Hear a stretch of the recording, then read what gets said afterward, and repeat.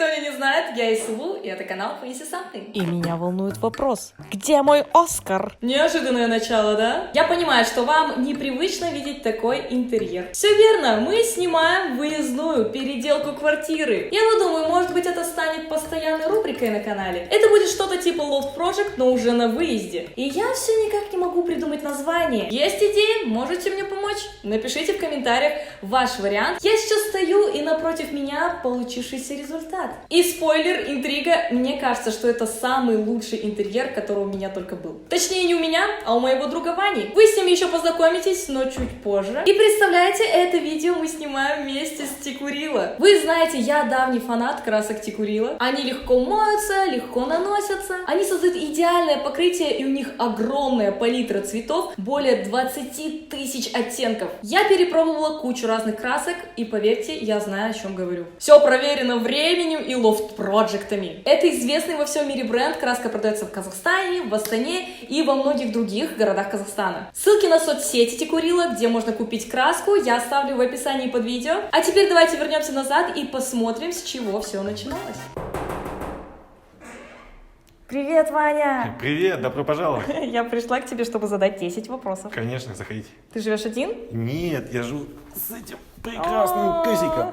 Как его зовут? Его зовут Дэнни. Покажешь мне квартиру? Конечно, заходите. Так. Сколько здесь комнат? Это двухкомнатная квартира. Здесь зал объединен с кухней, студия. О, какие высокие потолки! Да, здесь целых 3 метра. Ты готов к преображению? Конечно, жду не дождусь. Какие у тебя пожелания? Я бы хотел вот такую светлую минималистичную квартирку, но чтобы вот эта стена, вот эта, у нас была такой акцентной. Хорошо, я тебя поняла. Так, какой большой диван. Да, это моя гордость. Единственная моя покупка в эту квартиру. Какого он цвета? Ну-ка. Так. Он синего, насыщенного синего цвета. О, классно. Я хочу поставить его к нашей акцентной стене. Хорошо. Ну что, поехали? Поехали. Ну что, как вам наша версия влог? В принципе, Ваня ответил на все вопросы по поводу этой квартиры. Я сфотографировала эту стену и сделала такую небольшую визуализацию, как я смогла. И, в принципе, здесь вы видите все, что мы будем делать в этом выпуске. А вот несколько идей, которыми я вдохновлялась. Цвета, которые я подобрала. Мне кажется, изумрудный зеленый просто отлично здесь впишется. Но сейчас нам пора приступать к обоям. Мы со своей командой втроем, точнее, вчетвером вместе с Дэнни будем сдирать обои. Давайте приступать. Ну вот, собственно, квартира до. Запомните ее такой. Ну что ж, команда в сборе. Нужно освободить все пространство. Кстати, телевизор нам больше не понадобится. Ваня сказал, что пользовался им лишь однажды. Ура! Ненавижу телевизоры в интерьере. Этот черный квадрат очень сложно спрятать. В общем, мы быстренько прибрались, и вот она наша рабочая поверхность. Та-дам! Осталось открутить розетки и барабанная дробь. Сейчас мы будем снимать обои. И тут самый важный момент, потому что неизвестно, как легко они будут отходить. Поддеваем ножичком и ура! Одним легким движением они отклеились. Уи!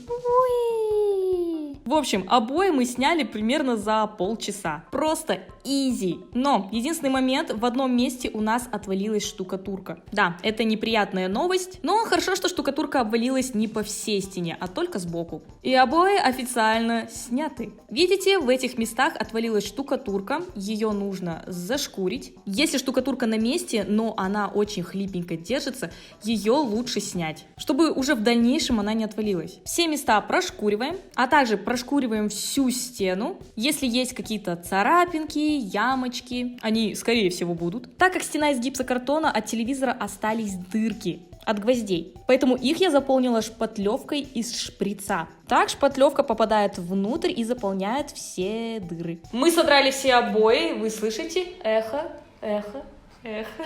Теперь нужно загрунтовать поверхность, и для этого я воспользуюсь грунтовкой от Тикурила Европраймер. Он защищает от плесени, грибка. Размешивать я все буду вот в этом ведре, не очень фотогеничная вещь, ну да ладно. А распределять по стене будем валиком. Погнали! Я как бармен. Так как это грунтовка концентрат, ее нужно смешивать с водой в пропорции 1 к 3. Нам всей бутылки будет много, поэтому мы выливаем 2/3 и заливаем сверху обычной водой. Тщательно перемешиваем, как вам слоумо. Выливаем для удобства в ванночку и набираем на валик. Распределяем грунтовку по всей поверхности. Кстати, обязательно купите удлинитель для валика. Это такая вещь, я не знаю, что я делала раньше без него. Нам будет достаточно одного слоя. Время высыхания час-полтора. Все, мы закончили грунтовать. Ура! Вся эта подготовка окончена. Теперь мы приступаем к самому интересному. Если вы посмотрите современные интерьеры, то заметите, что сейчас особой популярностью пользуются молдинги. В принципе, это интерьерная классика, но если закатывать все в единый цвет и делать это со вкусом, не перебарщивать, то все смотрится офигенно. И перед тем, как мы их будем клеить, нужно рассчитать, что где будет находиться. У вас может быть абсолютно разный дизайн, молдинги могут располагаться по-разному, могут быть два узких и один большой посередине, к примеру. Как высчитывали мы? Размеры нашей рабочей области 350 сантиметров, а высота потолков 3 метра. Снизу от пола мы отступаем вверх 90 сантиметров. Это высота дивана плюс 10 сантиметров. Я хочу, чтобы молдинг было видно. Эту стену мы делим на 3 ровные части, и у нас получается первый прямоугольник с размерами 100 сантиметров на 160 сантиметров. Дублируем их раз и два. Расстояние между этими прямоугольниками будет 17 сантиметров. Нам понадобится стусло. Это такое приспособление, которое режет под 90 и 45 градусов. Нам нужно под 45. Я пользуюсь этой штукой впервые. Подставляем молдинг. Берем канцелярский нож. И как бы не порезать диван Вани. Вот я подрезала. И вуаля. Это надо аккуратнее и приноровиться. Теперь от самого верхнего угла нам нужно измерить вниз 100 сантиметров. И отрезаем. А теперь представляем две детали. И вуаля, у нас сложился прямой угол. Мы нарезали молдинги. Здесь 6 штук по 100 сантиметров, а здесь 6 штук по 160. Вот эти два цельных молдинга мы будем клеить горизонтально. А клеить мы будем на монтажный клей, либо жидкие гвозди. И вот для такой вот штуковины нам понадобится вот такая штуковина.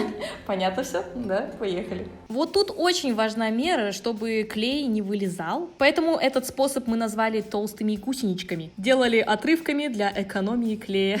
Но этого будет достаточно, он приклеится на века. Сначала мы приклеили горизонтальные молдинги. Ну, те, которые помните, которые на 10 сантиметров выше нашего дивана. Приклеиваем, вы можете использовать уровень, чтобы все было ровненько. Готово, смотрится уже неплохо. Ну, а теперь нам понадобится стремянка. Сначала я наметила все карандашом, чтобы не профокапить. И сначала мы проклеили нижние короткие молдинги по 100 сантиметров, а затем уходили в высоту и приклеивали самые длинные молдинги по 160 сантиметров. Показатель того, что у вас прямые прямоугольники, можно так сказать, будет то, что они будут идеально сходиться. Что у нас, собственно, и произошло. И это победные танцы того, что мы закончили. Ура! Все ровно! Ну все, можно приступать к покраске. Самое интересное и веселое. Подойдите внимательно к выбору краски. У бренда Tikkurila есть разные краски с разными свойствами и для разных поверхностей. Гармония, Джокер, Helmi и так далее. Их очень много. А мы воспользуемся этой краской Perfecta. Именно краска Perfecta содержит в 6 раз меньше летучих органических веществ, чем требуется по стандартам Евросоюза. То чувство, когда ты перевыполняешь план. По этим значкам можно определить свойства и назначение краски. Да, эта этикетка здесь не просто так, для красоты, здесь есть важная информация. Она на водной основе, экономичная, безопасная, даже не пахнет практически. Эта шкала показывает степень блеска. Это глубокоматовая. И да, наши объемы краски могут разниться, поэтому на сайте Tikkurila есть калькулятор расхода краски. Зная квадратуру и размеры своей стены, вы можете высчитать, сколько краски вам нужно. Ссылку я оставлю в описании, там же вы сможете посмотреть видеоинструкцию по нанесению краски. Я долго подбирала цвета и выбирала их по вееру «Почувствуй цвет». Я выбрала оттенок М442, и он называется Fjord. Обожаю такой оттенок, он немного изумрудный, очень красивый. У меня в руках представлена печатная версия цветов, которые не отличаются от оригинала. Однако, если смотреть компьютерную версию веера, то цвета могут отличаться от оригинала за счет искажения монитора. Тщательно взбалтываем красочку, открываем барабанную дробь. Посмотрите, какой цвет. В жидком виде он выглядит немного светлее, но это прямое попадание в точку. И сначала мы будем красить кисточкой. Боже, по консистенции она напоминает сметанку. И сначала мы прокрасим молдинги. Промажем труднодоступные места, где валик не сможет прокрасить. Вы только посмотрите. По первым ощущениям краска и правда чуть гуще, чем я привыкла. И она намазывается прям как масло. Мы промазывали как молдинги, те, что приклеили, и те, что сверху и снизу, на потолке и на полу. Также, если у вас есть какие-то углы, их тоже нужно промазать. Ну что ж, я думаю, что можно приступать к валику. О, отлично. И первый мазок. О, как клево. Да, и правда, краска практически не пахнет. Наносить нужно постепенно. Не делайте слишком жирно. Везде приветствуется мера. Вот тут нам пригодится удлинитель для валика. О, это просто вещь, не нужно постоянно тащить с собой стремянку. И, кстати, очень удобно, что мы предварительно прокрасили кисточкой. Вот, кстати, когда прокрашиваешь большие поверхности, уже появляется какая-то визуализация того, что у нас получится в итоге. И мы все втроем взялись за покраску стены. По таймлапсу это выглядит так, как будто мы какие-то пчелки, трудимся, быстренько закрашиваем. И тут вы можете заметить, как краска начала темнеть. При засыхании она приобретает тот самый цвет, который я выбирала. И, кстати, одно из преимуществ, если вдруг у вас через какое-то время вам придется подкрасить какое-то место, ну мало ли что, вы можете заколеровать в тот же самый цвет, и у вас не будет отличаться краска. Вы же наверняка видели какие-то стены, которые подкрашивают, а тона совершенно разные. И толку от того, что ее подкрашивали. Вот такие большие плюсы колеровки Тикурила. Время высыхания 2 часа на отлип и 4 часа перед нанесением следующего слоя. О май гад! Посмотрите, как я тут просто смотрюсь. Так стильно, очень. Да, здесь есть разводы, есть где-то пятна, посветлее, потемнее, ведь это только первый слой. Сейчас мы ждем высыхания первого слоя и покрываем вторым. И потом мы уже с вами увидимся. В принципе, мы будем делать все то же самое. И, кстати, что правда, то правда. Благодаря технологии Ultralight Microsphere краска наносится очень легко и обеспечивает абсолютно матовый финиш. Если даже на стене есть какие-то царапинки, они не будут выделяться, так как никаких бликов не будет. И я это могу подтвердить сейчас, будучи уже с покрашенной стеной. Я же озвучиваю, когда уже все готово. Видите, теперь все начало приобретать ровный матовый цвет. Один и тот же цвет может восприниматься абсолютно по-разному в зависимости от освещения. Без света нет цвета. Можно снять малярный скотч сверху. Это такое ощущение, как отрываешь пленочку от экрана телефона. И да, 2 слоев было достаточно, чтобы не было разводов и было все равномерно. Все, мы закончили со стеной. Блин, мне так нравится, божечки, это потрясающе. Но это еще не все, у нас осталась дверь. Она смотрится не очень, мягко говоря. Сначала ее нужно зашкурить наждачкой. Так мы удаляем верхний лаковый слой. Тем самым создавая лучшее сцепление. Ну все, мы прошкурили наждачкой. Теперь нужно обезжирить поверхность. У меня здесь есть спирт. Вы можете взять какой-нибудь обезжириватель, White Spirit, чтобы удалить излишки пыли и жира. О, вот это запах. Сейчас подумают, что мы тут не ремонт делаем, а колдырим. Обычно это связанные вещи. Протираем дверь. Работайте в респираторе. И с перчатками, а то у меня все пальцы щиплет. Зато какая дезинфекция! Готово! Ну все, мы обезжирили, теперь приступаем к грунтовке. Это обязательно, потому что сама по себе поверхность скользкая и нужна очень хорошая грунтовка. У Тикурила есть офигенная грунтовка Otex Aqua. Я ей, кстати, грунтовала свой фартук в кухне, ну, по сути, плитку. И я просто в восторге. Никаких царапин, и даже если попадает какая-то грязь, ее можно оттереть, и при этом краска не слазит. Короче, это просто супер, и все это благодаря именно грунтовке. У меня ее тут, конечно, дофигища, нам столько не нужно, но мне точно пригодится. Перед применением обязательно ее взболтайте и перельем в небольшую ванночку для удобства. И возьмем маленький сладенький валик. И наносим на подготовленную дверь. Как вы видите, она белого цвета, а вообще ее можно колеровать в цвет краски. Наносим в один слой, она тоже практически не пахнет. Поэтому, в общем, вся эта покраска в этом проекте не принесла никаких неудобств. Ну и, в общем, грунтовка заняла у нас примерно полчаса. Вот посмотрите, что у нас получилось. Мы прогрунтовали. Теперь нужно дождаться полного высыхания. Это очень важно. Через 5 часов она полностью засохнет, и можно приступать к покраске. Она такая беленькая, шершавенькая. И если вы не заметили, мы сняли наличники, чтобы было удобнее красить. Вот они у меня в руках. Мы сделаем то же самое, что и с дверью, прошкурим, обезжирим и покроем грунтовкой. Просто отдельно это будет делать удобнее, мы это будем делать на полу. Ну что ж, я вернусь к вам через 5 часов. Ура! Грунтовка высохла! Теперь можно приступать к молдингам. Я тоже хочу немножечко сделать дверь текстурнее, объемнее. Поэтому это еще одна идея для переделки. Если у вас обычные двери и вы хотите сделать их дороже, то воспользуйтесь молдингами. По сути, это тот же принцип, что мы делали стену. Я хочу, чтобы здесь было 4 прямоугольничка. Раз, два, 3, 4. Я высчитала для себя идеальные параметры, поэтому у меня здесь 8 по 85 сантиметров и 8 по 26 сантиметров. И будем клеить на тот же самый монтажный клей. Снова намазываем клей по технике толстая гусеничка. Тут уже, слава богу, мне не нужна стремянка, я дотягиваюсь, да, такое иногда бывает.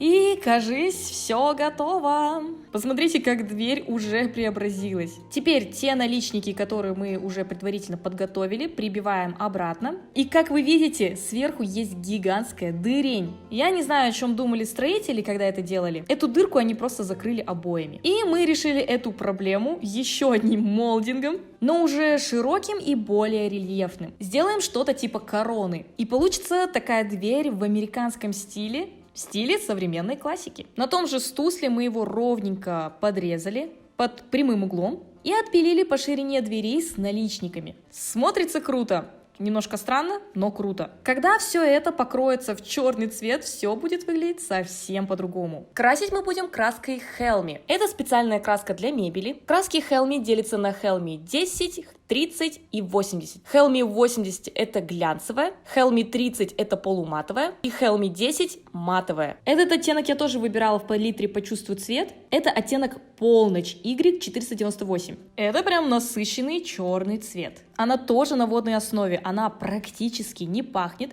и ее можно разбавлять водой. Главное разбавлять чистой водой и не более 10% от объема. Перед применением, как обычно, тщательно перемешайте. Цвет просто кайфовый. И первый слой достаточно неравномерный, кое-где плешивит. Ну да, все правильно, это же первый слой. Время высыхания это примерно час, чтобы не прилипала пыль. А для нанесения следующего слоя можно носить только через 16 часов. Это очень важно. Поэтому выполняйте все по инструкции и наносим второй слой. Вот тут-то она уже ложится супер ровненько. Нет никаких проплешин, она очень пигментированная. И посмотрите, какой идеально матовый слой в итоге получился. Ну а если, к примеру, у вас это стул, то уже полностью полноценно использовать вы сможете только через 2-3 суток. Ну а дверь? А что, ее не трогают, только за ручку хватает. Главное, чтобы до 2-3 суток пес ее не погрыз. А уже потом, может, ничего не произойдет. Мы знали, что в дальнейшем мы поставим сюда диван, поэтому нам было необходимо, чтобы стена не пачкалась и не протерлась. И благодаря нанотехнологии керамик барьер поверхность будет устойчива к трениям, царапинам, не будут образовываться глянцевые затертости, и многие сейчас поймут, о чем я говорю. Эта стена будет настолько универсальная, что ее можно будет мыть даже с мылом. Мне кажется, здесь не хватает уюта и текстиля. Не хватает каких-то более светлых оттенков, потому что сейчас все выглядит достаточно темным. Нужно добавить акцентов. Поэтому давайте накидаем на диван стильных подушек. У Вани есть подушки. Снимем наволочки, ну а там вот такие подушки. Нужно нашить наволочки. Сейчас мы сошьем кожаную подушку. Она сейчас просто в тренде. Пестрит на всех картинках в Пинтересте. Я хочу сшить такую же. И, кстати, на заметку, в магазинах ткани кожзам стоит очень дорого, поэтому посмотрите кожу в мебельных магазинах ткани. И смотрите, что я выцепила. Очень красиво, хочу себе такой диван. Поэтому давайте шить. Давайте измерим подушку. Ширина 70 сантиметров и длина 75.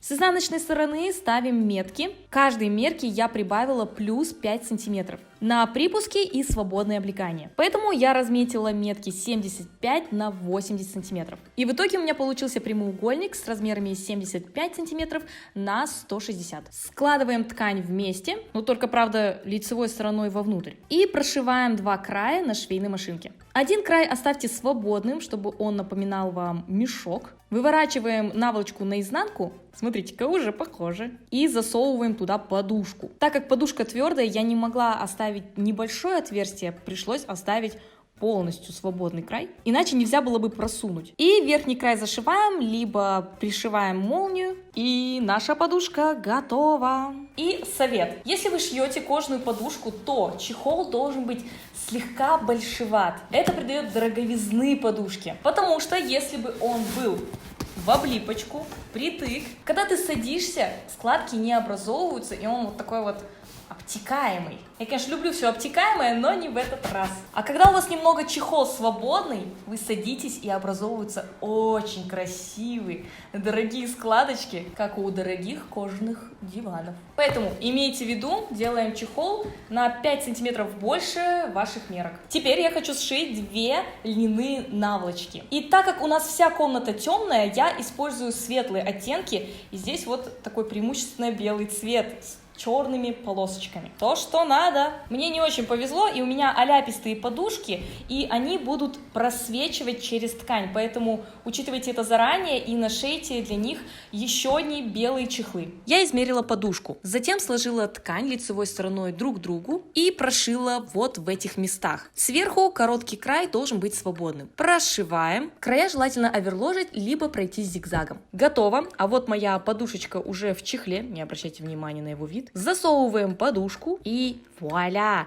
Нужно только закрыть вот этот срез и все. Вот такая стильная подушечка у нас получилась. Теперь возьмемся за постер. Я очень долго искала бизона в хорошем качестве и тадам, нашла. Причем несколько вариантов. Ссылку на эти картины в хорошем разрешении я оставлю в описании под видео. Эту картинку я подогнала под размеры рамки. Это рамка из Ikea. Ее размеры 60 на 90 сантиметров. Я зафиксировала малярным скотчем, чтобы не ездила. Закрываем крышкой и готово. Так красиво, когда стекло отсвечивает и бликует. Все, можно повесить на стену, либо поставить на диван. Что-то пустовато, не хватает подушек. Первым делом кладем наши сшитые подушки, кожаную и полосатую льняную. Добавляем еще, и мне так понравилась желтая подушка у Вани, пусть она тоже там будет. Вот с помпончиками и, конечно же, плед для уюта. Чем больше текстиля, тем лучше. И как же без цветка в соломенном горшке? И алле-гоп, я попросила мальчиков подержать. Идеально. Нужно все прибить. Боже, как красиво! Постойте, я сейчас кое-что принесу. Уи, как бы не упасть. У Вани есть скейт. Смотрите, какой он классный и минималистичный. Вот бы его на стену. Смотрите, как круто смотрится. Но, к сожалению, у нас не было крепких гвоздей в запасе, поэтому как идея для вас. Ну что ж, а давайте теперь посмотрим, какая квартира была до и после. Ну что, заметна разница?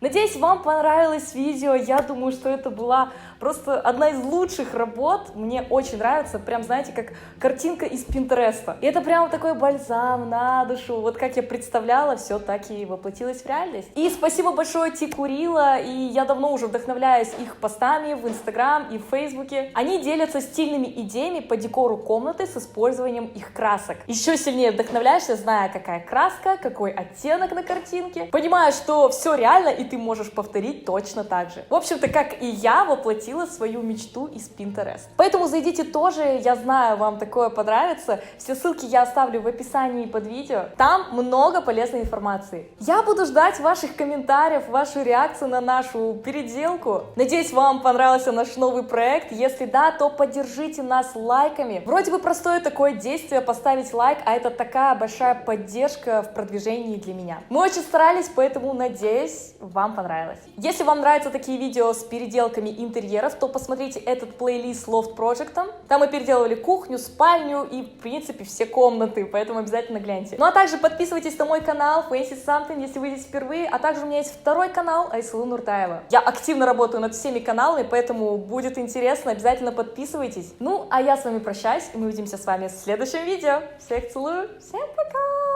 We are the champions, my friend. Dum, dum, dum.